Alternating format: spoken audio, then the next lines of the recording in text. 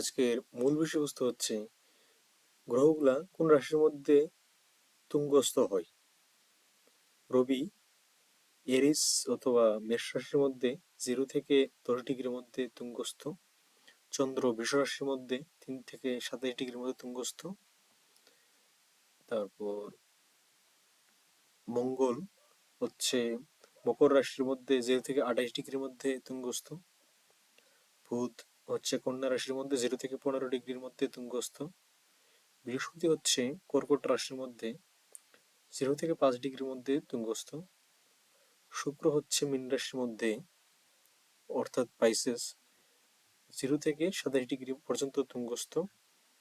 ও শনি হচ্ছে তুলা রাশি অথবা লিব্রার মধ্যে 0 থেকে 20 ডিগ্রি পর্যন্ত তুঙ্গস্থ। রাহু হচ্ছে মিথুন রাশির মধ্যে তুঙ্গস্থ। সেম কেতু হচ্ছে সমসপ্তম ধনুরাশির মধ্যে তুঙ্গস্থ। প্রথমত আমরা 20 ডিগ্রি হতে 30 ডিগ্রি আমরা কনসিডার করতে পারি তুঙ্গস্থ রাহু কেতু। আজকের জন্য অতটুকু রইল। আপনাদের সকলকে ধন্যবাদ।